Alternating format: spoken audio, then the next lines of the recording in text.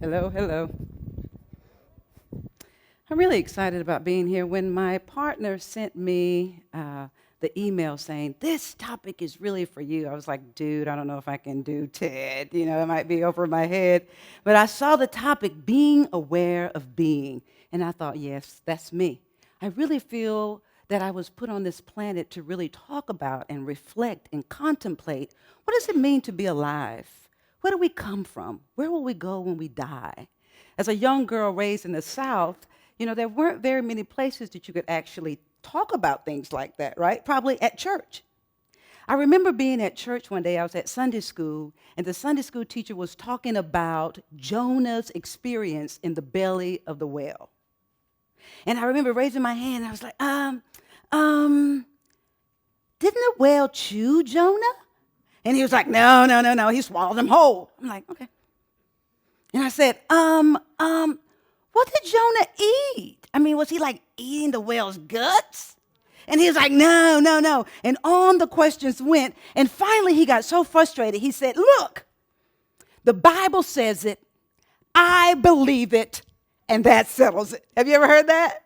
And I was like, yeah. Okay, chill out, dude. And that doesn't settle it. As a matter of fact, it could have been the catalyst to stir it up. Because for the next 30 years, I spent most of my free time trying to figure out, what does it mean to be here? Where did I come from? I was a Christian for very many years. I've studied Buddhism. I worked the 12 steps. I kind of had to work the 12 steps, but still, I worked them. I was very involved, right? I was in there. I was doing my thing. I worked several times up to lesson 125 in A Course in Miracles, and I have read almost every self-help book known to woman.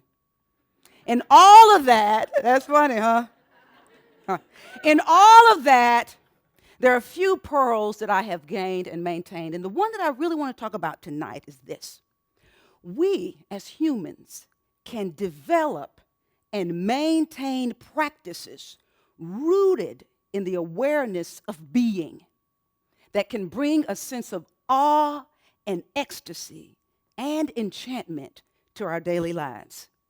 And the one practice that I want to focus on the most is the practice of meditation. How many of you already meditate? Great. So for those of you who hadn't raised your hand, when you leave, I hope that you'll be inspired to do so. I've been meditating for about 10 years, and I was trained. But many times when I do a training or I do a speech, people will come to me afterwards, and they'll say, Yolanda, I can't meditate because I can't get my thoughts to stop. And there may be some great sages or extremely still people out in the universe who can meditate and never have a thought.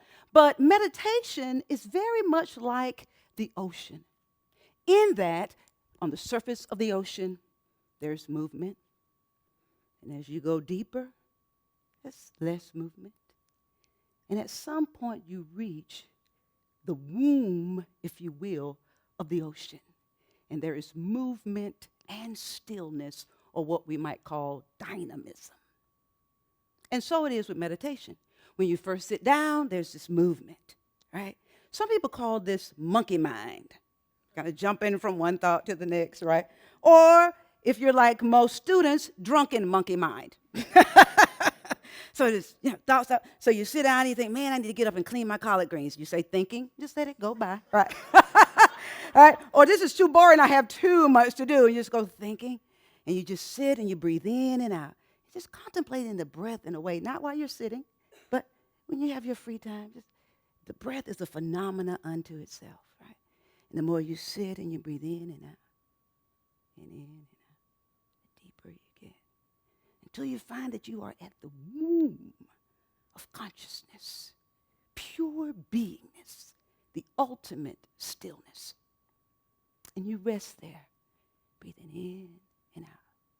And for some of you already, this is kind of like hypnosis. You're like, oh, that's good. That's what's up, right? So just like we would accept about the ocean that whether we're talking about the surface of the ocean, whether it's turbulent or rather mild, or the middle of the ocean or the very ground of the ocean, we accept that it is all ocean, right?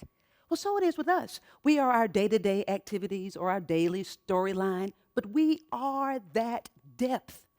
We are stillness. We are the great mystery of the universe. One day I was sitting at my house. I was meditating. I had set my clock for about 30 minutes, and I'm just breathing in and breathing out, and I had gotten to this place of just deep and profound stillness. And I decided to thank life for my body. And I started with my hair, and if there's a picture of me in the program, you can see that I used to didn't have much hair, right? So little kids would say I was bald-headed, but I did have some hair. It just was short, right? So I was thinking about my hair, and I was like, oh, man, life, thank you. Thank you for my hair, but not just my hair, but the growing, huh? And thank you for my eyes, but not just my eyes, but seeing. And my ears, and not just my ears, but but hearing. And my beautiful brown, dark chocolate skin that covers my whole body, right?